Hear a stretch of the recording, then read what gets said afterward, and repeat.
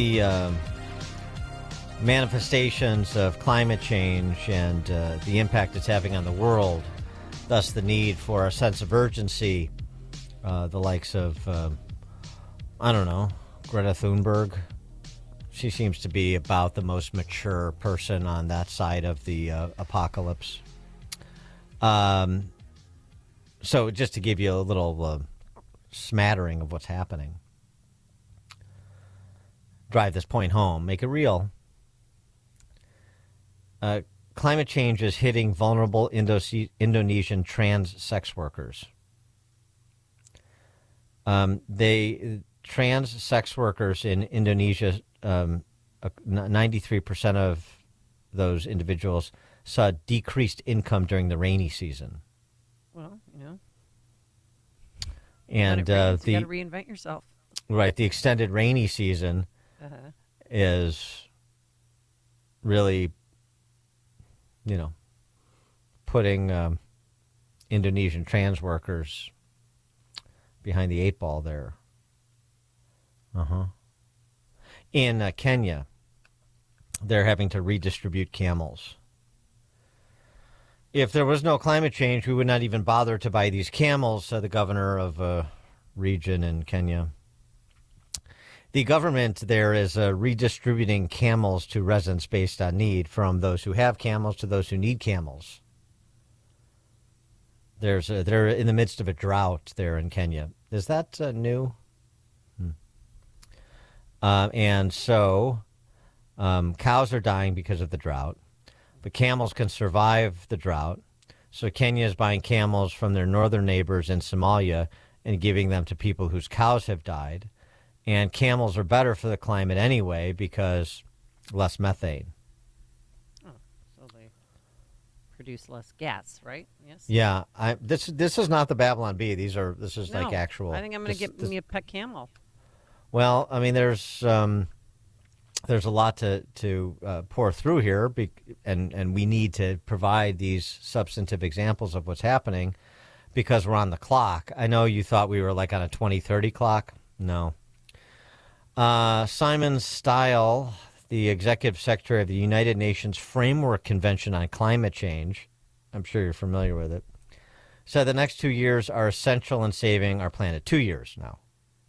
It was 2030. Now it's 2026. We still have a chance, he says, but basically it's a 2-year clock. And maybe if a little, more of our Western nations were a little bit more like Germany, things wouldn't be so bad. The politicians in Germany are trying to, the administrators in Germany, the bureaucrats, are trying to get the politicians to really put teeth into these symbolic pieces of legislation they passed. And so the transport minister in Germany is now threatening to ban weekend driving to meet the enforceable climate goals in their Climate Protection Act if the ruling coalition government doesn't pass the appropriate changes by the summer. Threatening to ban weekend driving in Germany. Well, it could happen here. It certainly could, at least in easily, some states. Or they could just say, on the weekends, you're going to have to take public transportation. Metro, CTA, those are your only options. And if you don't have easy access to public transportation, then ride a bike. No, we'll drop ship $200 billion in funny money to your state so you can build higher speed rail over the next 20 years.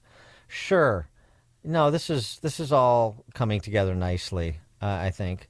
For more on this and a few other matters, we're pleased to be joined by our friend Jim Pinkerton, contributing editor at the American Conservative. He's got a new book, The Secret of Directional Investing, Making Money Amidst the Red-Blue Rumble.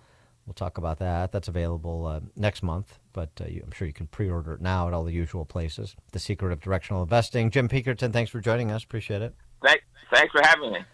You've written a lot on energy policy over the years, and not necessarily requires contemplating all of these dire pronouncements from the apocalyptic left. Give us your stop, look, and listen at where things are, particularly as we're reading a lot more recently about the problem that America's grid is potentially having or is going to have in the not-too-distant future accommodating our country's energy needs?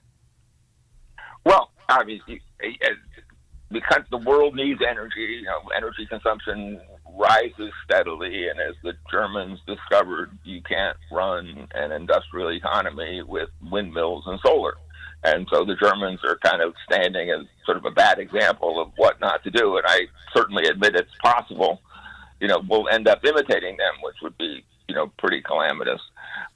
But so I mindful of this, you can see the difference between states and countries that are succeeding with energy policy because they're drilling and going to nuclear, and those that are failing with windmills and so on. That helped me to think through the name of the book on directional investing that you were nice enough to mention. As in, folks, there are trends here to be watched, observed, and profited from. And so you cite some examples that I didn't think to put in the book, like the Indonesian sex workers and the Kenyan Trans-sex camels. workers. But Yeah, those are trends. But if you were an investor in camels, you could say, well, gosh, there's a bull market now in camels. And I'm not just trying to be funny. You can point to larger trends. And for example, I was just reading about real estate in Chicago and how an office building at 216 West Jackson Boulevard in the Loop just sold for $2.6 million. That was a decline from $22 million just 11 years ago, a 90% cut. And that is a clear trend. It's obviously a negative, bearish trend on Chicago.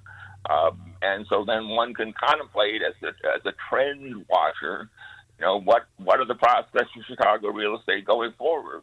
How is the Democratic convention going to go? What are Mayor Johnson's reelection prospects? And that'll tell you a lot about the future direction of Chicago real estate. And that's an investment play. And again, we can talk about it from a political point of view, but we can also say there's money to be made here, including not just watching a stock or real estate asset or a value go up, but also if it goes down. You can short all these assets, including real estate investment trusts, and make money that way. So the main point is just to watch the trends closely and draw conclusions about where investments are headed. Oh, and it's not only Chicago. I mean, did you see that skyscraper in St. Louis that sold for $205 million? It just sold for $3.5 million a few years later. Well, I mean, again, there's a trend there. Not only is it the trouble of crime and downtowns and so on, but also just the work from home trend, which makes for if you see people working from home, then that's a good bet.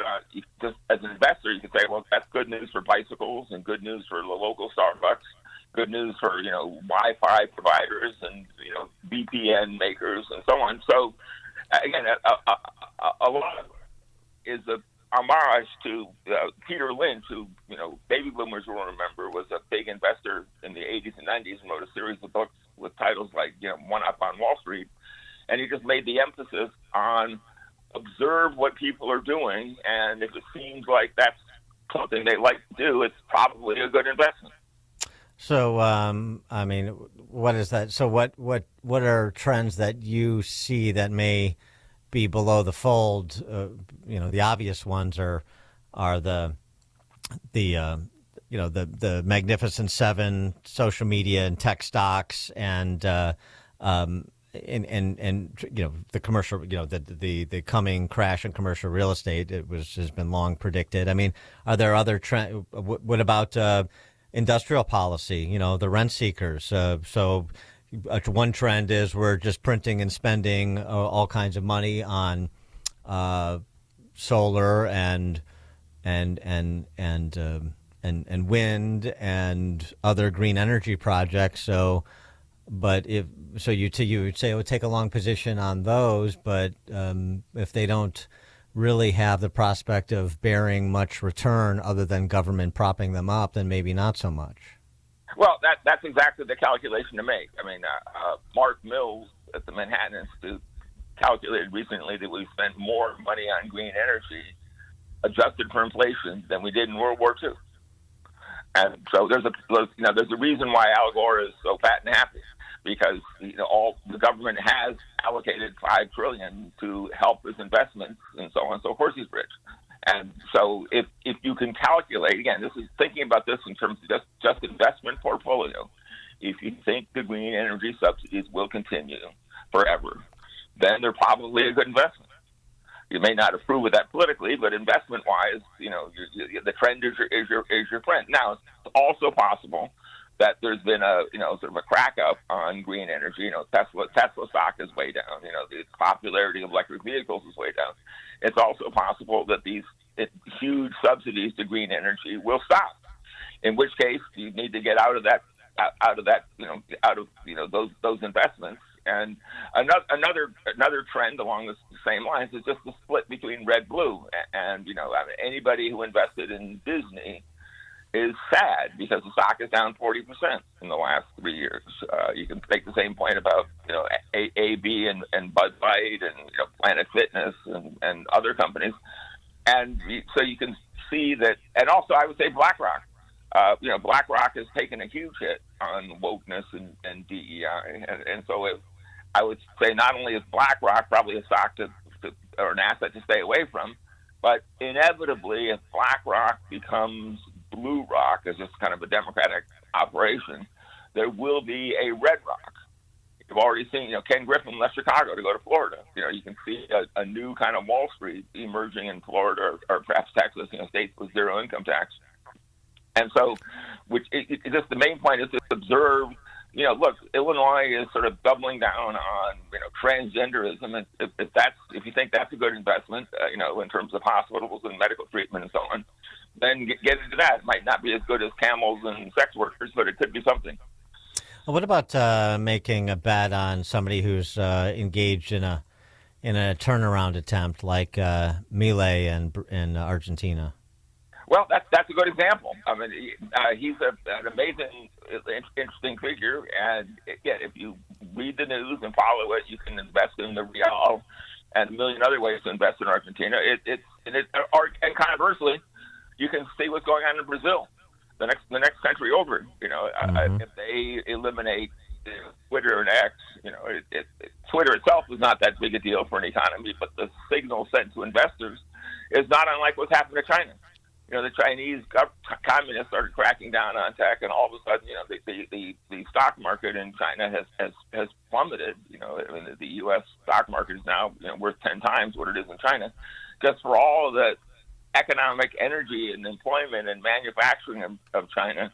Investors are afraid that you're going to get another Mao Zedong there sooner or later, and that makes them terrified and makes it a terrible place to invest.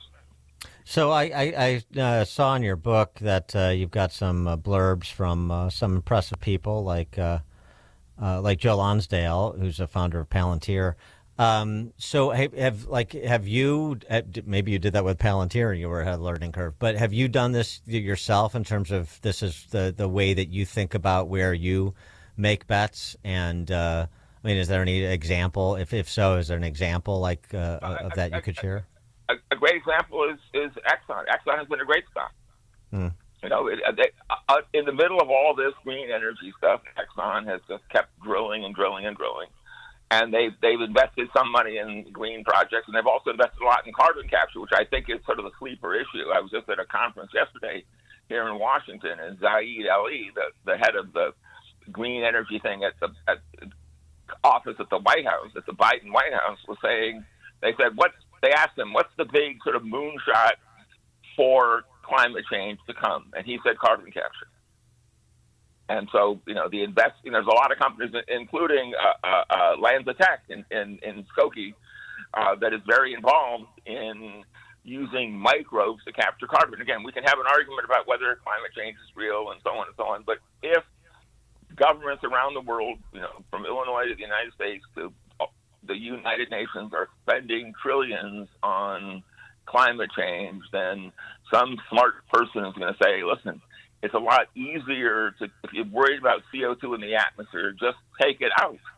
Plant a tree, use microbes, use direct air capture, something. All those technologies are booming because the investors look ahead and see there's enormous demand for them.